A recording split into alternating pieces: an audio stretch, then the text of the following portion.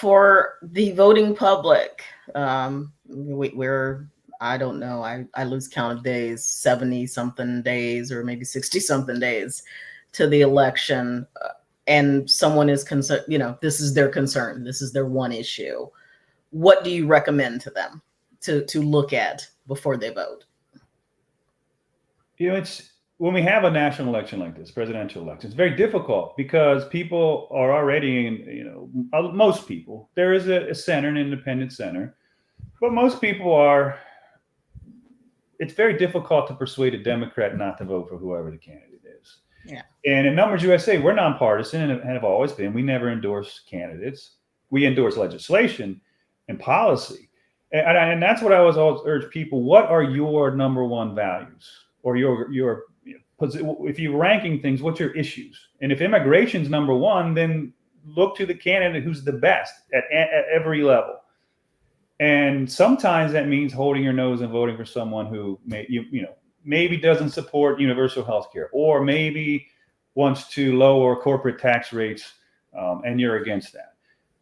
But all of the other issues are dependent upon whether we get immigration right.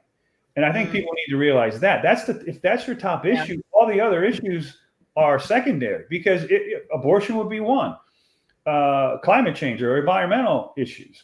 If these things are important to you as an American people, we have to come together and have that debate. And we can't when we have an open border, because you're bringing people in who may or may not share our values. In many cases don't. And that's perfectly fine.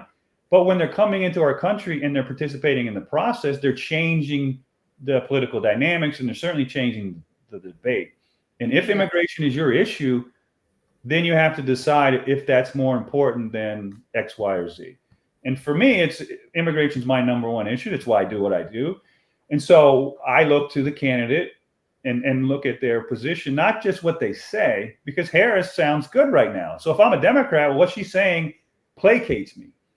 But can I really close my eyes and ears and pretend that the last 4 years didn't happen? Right. Not to mention, again, that record that they try so well to hide in California. What she has stood for has not been for the American public or the American worker. It's been for the illegal immigrant, sadly. For sure. Yeah. Environmentalism is kind of another one with the whole climate change green agenda thing. The destruction that has happened in the Rio Grande and that area to people's farms. I think of our water systems where I live here that are going to be affected by that.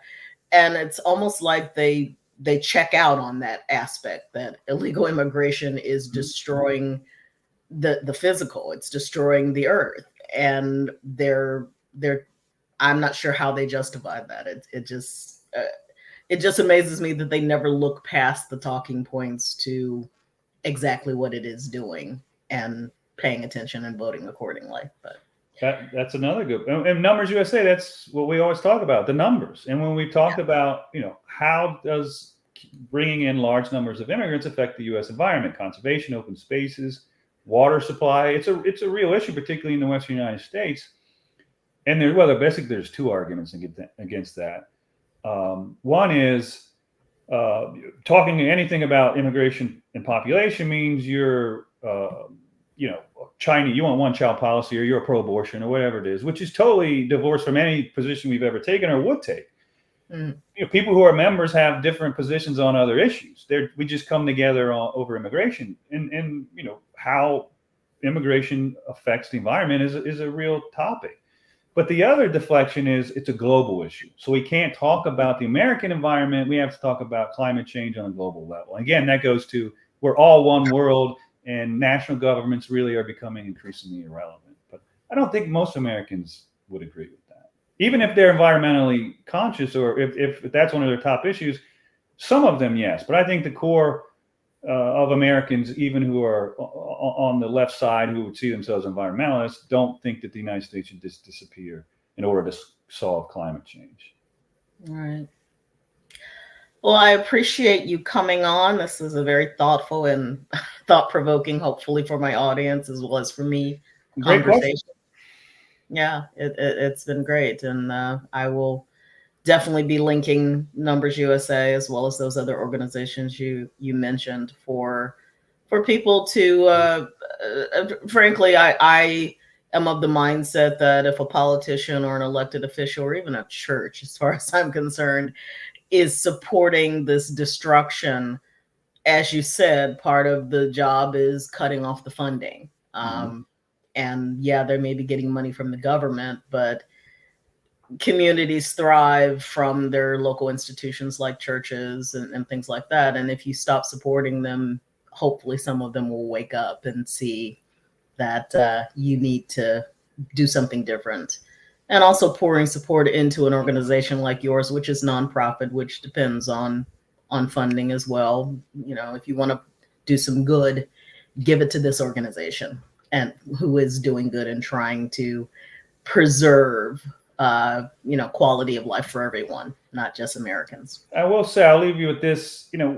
People always ask, what will you do if the problem goes away? Well, we're a long way from that. Yeah. But I can tell you this, we're not an operation to perpetuate the problem. If we solve this problem, I would be more than happy to go do something else. We're not in the industry of complaining. We want to solve this problem. And if we do, I will retire tomorrow happily.